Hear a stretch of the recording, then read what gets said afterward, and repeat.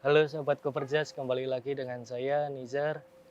Saya di sini di YouTube-nya Koperjas sudah 2 kali nih kalau nggak salah. Dulu yang pertama disuruh ngisi Bumi Manusia, Tetralogi Burunya Pram, itu buku yang pertama. Sekarang yang kedua saya kesini lagi mau bercerita tentang sebuah buku. Saya cuma bercerita bukan mengulas sih. Kalau mengulas kan kayaknya lebih mendetail aku bercerita. Judulnya Siddhartha, bukunya Hermann Hesse.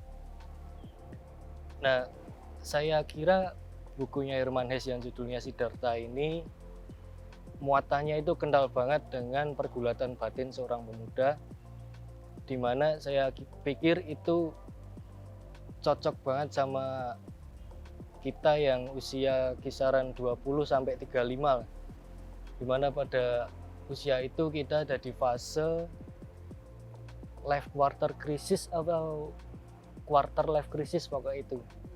Nah, jadi usia-usia itu kita berada pada suatu fase yang kita mulai banyak mengalami kegelisahan, keresahan, dan pertanyaan-pertanyaan soal hidup kita sendiri.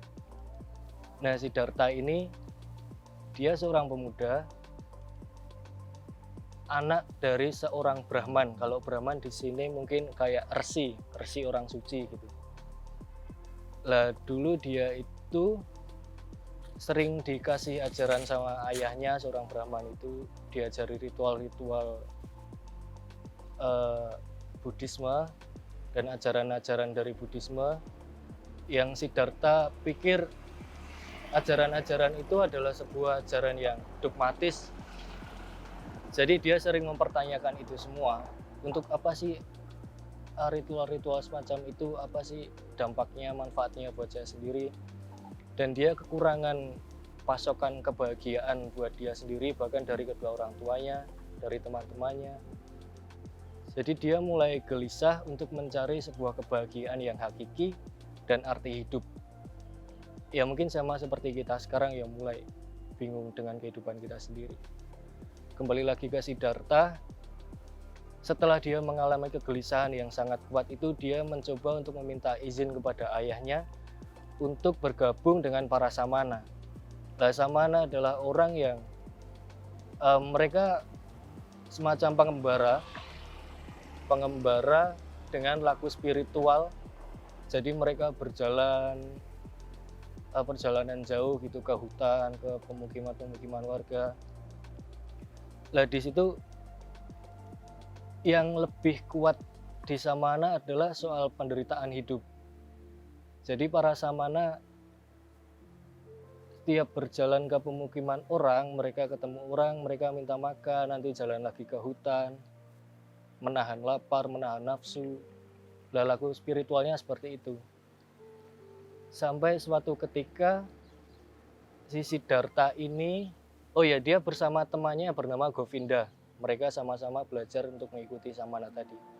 Sampai suatu ketika mereka berdua di suatu perjalanan mereka mendengar kabar bahwa Buddha Gautama ada di dekat perjalanan mereka. Akhirnya mereka berdua minta izin kepada tetua samana di situ untuk menemui Buddha Gautama, dan akhirnya diizinkan dan mereka bertemu dengan Buddha Gautama di situ. Sampai di situ Govinda sudah merasa oke, ini jalanku, aku harus ikut Buddha Gautama, mengikuti ajarannya dan harus mengabdi dengan Buddha Gautama. Tapi berbeda dengan Siddhartha, dia memilih untuk melanjutkan pengembaraannya sendiri. Bahkan dia sempat bicara dengan Buddha Gautama yang intinya dia tidak mengikuti Buddha Gautama bukan karena ajaran yang Buddha Gautama ajarkan adalah sebuah kesalahan. Siddhartha tidak mengakui itu. Dia bahkan menganggap ajaran itu memang benar, cuman Siddhartha memilih jalannya sendiri untuk melanjutkan pengembaraannya menuju ke tempat yang harus dia tuju walaupun hanya sendirian. Sampai suatu ketika Siddhartha melanjutkan perjalanannya, dia sampai ke sebuah perkotaan dan dia melihat seorang perempuan cantik bernama Kamala, yang ternyata Kamala adalah seorang pelacur dan Kamala juga seorang pengusaha. Nah, di situ Siddhartha mulai meminta kepada Kamala untuk belajar. Jadi Siddhartha meminta izin pada Kamala untuk mengajari dia persoalan hidup, persoalan cinta, dan soal hal-hal yang berbau duniawi. Akhirnya diizinkan. Nah, pada titik ini Siddhartha mulai keluar dari jalur yang awalnya dia niatkan dalam laku spiritualnya, batinnya sendiri untuk menemukan kebahagiaan yang hakiki dan arti hidup. Dia malah terjebak dengan kenikmatan duniawi bersama Kamala. Dia mulai melakukan hubungan seksual dengan Kamala. Dia akhirnya menjadi seorang pengusaha yang pengusaha yang sudah orientasinya ke uang, ke lebih tinggi. Nah, setelah itu akhirnya dia mulai jadi manusia yang terjebak pada kenikmatan duniawi. Setelah bersama Kamala itu tadi, akhirnya dia mulai merasakan kegelisahan yang kedua. Dia bingung, kenapa sih kok aku jadi kayak gini? Ini salah, aku nggak boleh kayak gini. Ini sudah keluar dari jalurku, keluar dari niatku yang seharusnya membersihkan hatiku dan mencari arti hidup yang sebenarnya. Siddhartha akhirnya melepaskan semua bisnis. Dia bahkan meninggalkan Kamala. Dia melanjutkan perjalanan ke sebuah hutan, dan di situ dia sudah tidak ada keinginan untuk hidup. Bahkan dia sudah merasa sangat bersalah, sangat keluar jalur laku spiritualnya, dan pada saat itu dia tidak sadarkan diri sampai akhirnya dia mendengar sebuah kata yang terngiang di dalam pikirannya. Kata itu adalah Om.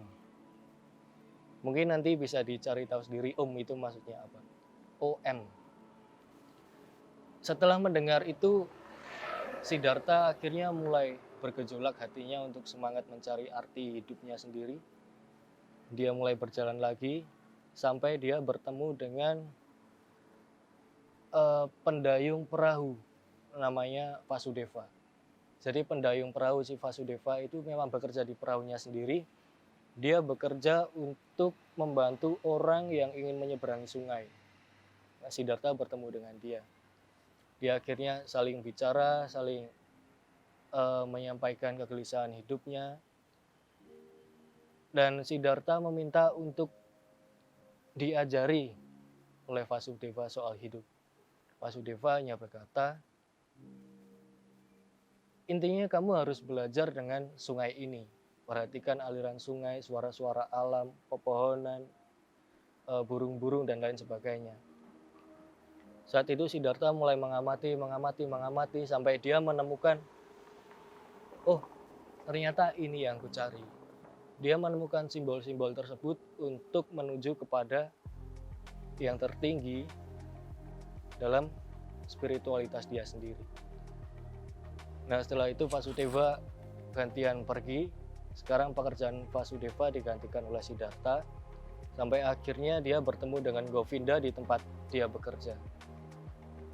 Tapi mereka tidak saling mengenal karena sudah bertahun-tahun mereka berpisah, sampai akhirnya dipertemukan lagi dan mereka saling bicara, dan Govinda malah meninggalkan ajaran Buddha Gautama.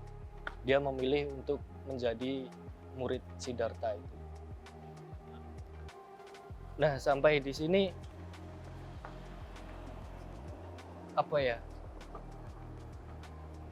saya kira keadaan kita memang kurang lebih sama seperti apa yang Siddhartha alami. Dalam hal ini ada yang namanya faktisitas. Jadi kenyataan dalam hidup yang memang harusnya diterima. Jadi Siddhartha faktisitasnya adalah dia seorang anak dari Brahman. Dia anak, kalau di tempat kita mungkin dia anak kiai gitu mungkin. Tapi dia memilih untuk menanggalkan itu semua untuk mencari kebahagiaan yang hakiki dan arti hidupnya sendiri. Sama seperti kita sekarang, kita kebingungan mencari kita ini siapa sih? kita mau ngapain, kita harus gimana. Nah itu saya pikir itu adalah proses manusia yang memang seharusnya terjadi. Kita bakal melewati itu semua dan kita pun akan mendapatkan jawaban yang berbeda seperti yang didapatkan Siddhartha. Kita bakal melewati proses kita sendiri, kita menemukan jawaban kita sendiri. Mungkin itu saja sih. Bukunya nggak terlalu tipis tapi juga nggak terlalu tebal. Kalau nggak salah sekitar 160-an halaman. Cocok untuk dibaca santai, tapi muatannya memang sangat berbobot. Untuk lengkapnya nanti teman-teman bisa baca sendiri dan cari tahu sendiri apa kesamaan kita di situ, atau mungkin bisa menambah inventaris masalah untuk kita sendiri dan inventaris ilmu dan pengetahuan. Oke, mungkin itu saja dari saya teman-teman. Terima kasih. Semoga apa yang saya ceritakan, apa makna dari sebuah buku itu bisa tersampaikan dengan baik ke teman-teman.